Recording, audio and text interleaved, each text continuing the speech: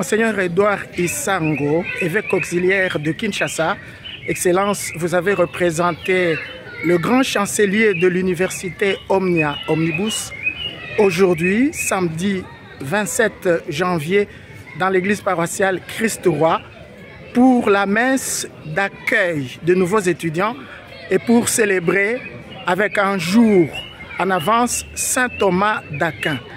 Excellence, que souhaitez-vous aux nouveaux étudiants? Je souhaite la bienvenue aux nouveaux étudiants.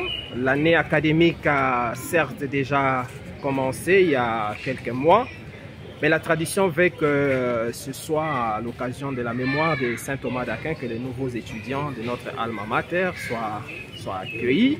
Et en anticipation à ces jours qui tombent dimanche, nous avons célébré aujourd'hui Saint Thomas d'Aquin. Bienvenue aux nouveaux étudiants dans cette nouvelle université, mais une université qui se veut aussi nouvelle. Et je souhaite vraiment qu'ils entrent dans cette dynamique où on voudrait former des vrais intellectuels, des gens honnêtes dont ce pays a vraiment besoin. Nouvelle université parce qu'à Kinshasa, ce ne sont pas des universités qui manquent. Oui. Il y a même des universités catholiques. Oui, tout à fait, nouvelle université, mais la nuance qu'on ajoute aussi, université nouvelle, dans la manière de former avec comme devise science, conscience et excellence, parce qu'on veut des hommes nouveaux et des femmes nouvelles, un peu à l'instar du modèle qu'incarne Saint Thomas d'Aquin précisément, à la fois saint et savant, quelqu'un qui a su dans sa vie allier la probité morale et la probité intellectuelle à la recherche du vrai savoir. Et comme ça manque aujourd'hui, et je crois que c'est un défi, hein, la 16 intellectuelle, être studieux, laborieux. Aujourd'hui, c'est la voie de la facilité. L'intelligence s'achète, les diplômes s'achètent, la corruption.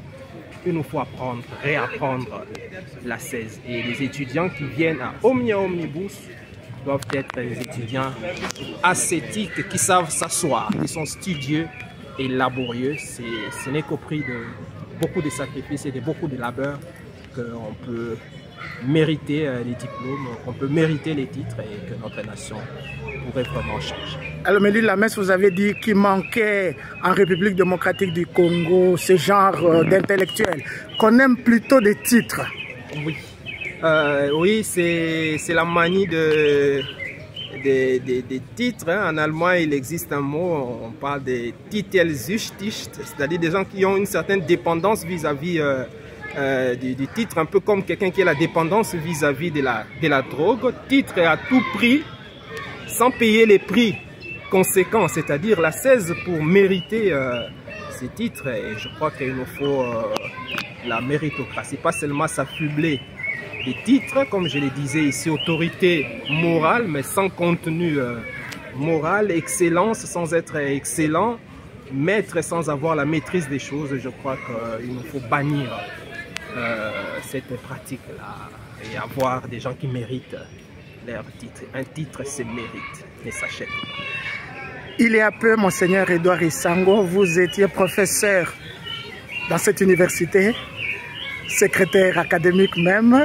Alors vous retrouvez d'anciens étudiants, vous pensez les avoir formés pour qu'ils soient des saints et des savants? En tout cas, c'est mon vœu. J'ai été, mais je le suis encore parce que c'est peut-être dans quelques années que je renoncerai à cette charge de professeur. Et mon souci a toujours été celui-là, former des savants, mais aussi des saints. Thomas d'Aquin savait faire de la recherche, mais Thomas d'Aquin aussi savait s'asseoir. Pensons aux merveilleux cantiques d'adoration. Pangelingua, Tantum Ergo, voilà, un saint, il transpire la sainteté, mais aussi la science. Et c'est tout ce que j'attends des étudiants que je forme. Merci, Excellence. Je vous en prie.